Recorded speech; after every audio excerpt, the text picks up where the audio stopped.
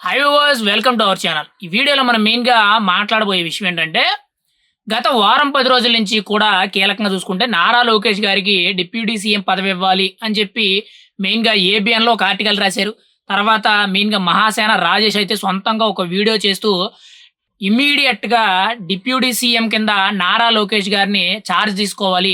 ఆయన పదవి బాధ్యతలు చేపట్టాలని చెప్పి నేను బలంగా డిమాండ్ చేస్తున్నానని చెప్పి ఆయన ఓ మాట అన్నారు. అప్పటినుంచి కూడా వన్ బై వన్ మాట్లాడారు.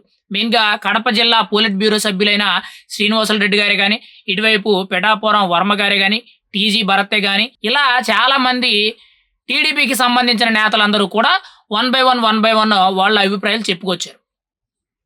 అంటే నారా లోకేష్ గారు ఖచ్చితంగా డిప్యూటీ సీఎం పదవిస్తే ఇంకొంచెం పవర్స్ యాడ్ అవుతాయి. ఆయన ఇంకా తండ్రి చాటునున్న లీడర్ కాదు. రాబోయే రోజుల్లో టీడీపీ పార్టీని ఆయన రూల్ చేయవలసిన పరిస్థితి అయితే ఉందని చెప్పి వాళ్ళందరూ చెప్పడం జరిగింది. అయితే ఇప్పుడు కీలకంగా చూసుకుంటే ఈ నారా లోకేష్ గారికి డిప్యూటీ సీఎం పదవి ఇవ్వాలని చెప్పి గత వారం రోజుల నుంచి కూడా సోషల్ మీడియాలో చాలా పెద్ద ఎత్తున వైరల్ అవుతుంది. దానికి వ్యతిరేకంగా జనసేన నాయకులందరూ కూడా అంటే జనసేన పార్టీ కార్యకర్తలు నాయకుల తరపు నుంచి ఎటువంటి రెస్పాన్స్ అనేది రాలేదు. ఎందుకంటే పార్టీ హైకమాండ్ అనేది వాళ్ళని కంట్రోల్‌లో పెట్టింది ముందుగానే. ఎవరు కూడా అధికారికంగా, అనధికారికంగా ఎవరు మాట్లాడడానికి లేదని చెప్పి ముందుగానే వాళ్ళకి చర్యలు చూపించింది. ఇక్కడ ఓన్లీ కార్యకర్తలు సోషల్ మీడియాలో ఏంటంటే పవన్ కళ్యాణ్ గారిని సీఎం చేయండి, నారా లోకేష్ గారిని డిప్యూటీ సీఎం చేయండి, చంద్రబాబు నాయుడు గారిని అయితే రాష్ట్ర ప్రభుత్వానికి సలహాదారుని కింద, లేదు అనంటే కేంద్ర ప్రభుత్వంలో ఒక మంత్రి కింద, లేదు అనంటే ఉపరాష్ట్రపతి కింద వీటిల్లో దేనికో ఒకదానికి ఆయన్ని పంపించండి అని చెప్పి ఇటు జనసేన కార్యకర్తలు, పవన్ కళ్యాణ్ అభిమానులు అయితే చెప్తున్నారు. ఇది వీళ్ళ వెర్షన్. గత వారం 10 రోజుల నుంచి కూడా ఇటు జనసేన, టీడీపీ కార్యకర్తల మధ్య వార్ జరుగుతుంది. ఈ వార్ అనేది తారాస్థాయికి అయితే చేరుకుంది.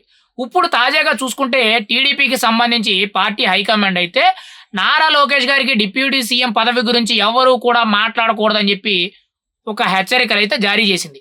అంటే పార్టీ హైకమాండ్ నిర్ణయం బయటకు వచ్చిన తర్వాత మాత్రమే మీరు అధికారికంగా మీడియా ముఖంగా మాట్లాడండి అని చెప్పి చెప్పింది తప్పితే ఎక్కడ కూడా ఇంకా ఆ వార్తలు ఏవైతే ఉన్నాయో వాటిని కొట్టిపారేసే విధంగా ఎవరు కూడా దాని గురించి మాట్లాడొద్దని చెప్పి టీడీపీ తెలుగు తమ్ముళ్ళు ఎవరైతే ఉన్నారో వీళ్ళందరికీ కూడా హెచ్చరికలు జారీ చేసింది. అయితే ఇక్కడ ఈ వారం 10 రోజుల నుంచి కూడా డిప్యూటీ సీఎం పదవి ఏదైతే ఉందో దీనికి నారా లోకేష్ గారు పదవి బాధ్యతలు చేపట్టాలని చెప్పి ఏదైతే ఈ సోషల్ మీడియాలోనే కానీ మీడియాలోనే కానీ పెద్ద ఎత్తున ప్రచారం జరుగుతుందో ఇదంతా కూడా ఒక ప్రీ ప్లాన్డ్ గేమ్ ఇది.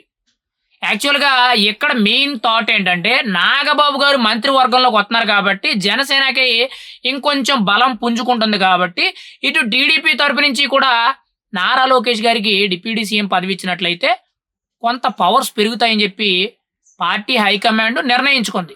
అది ముందుగా ఒక పేపర్ ఆర్టికల్ ద్వారా తర్వాత కొద్ది కొద్దిగా మెయిన్‌గా ఎమ్మెల్యేలు, ఇన్‌చార్జ్ లెవెల్‌లో వ్యక్తులు ఎవరైతే ఉంటారో వాళ్ళ ద్వారాగా ఈ న్యూస్‌ని బయటికి తీసుకెళ్దాం. పబ్లిక్ రియాక్షన్ ఎలా ఉంటుంది? కూటమిలో ఎటువంటి పరిణామాలు చోటు చేసుకుంటాయని చెప్పి పార్టీ హైకమాండ్ ఒక లీక్ అయితే బయటికి రిలీజ్ చేసింది. కానీ వాళ్ళు అనుకున్న దానికంటే కూడా వ్యతిరేకత అనేది ఎక్కువగా వచ్చింది.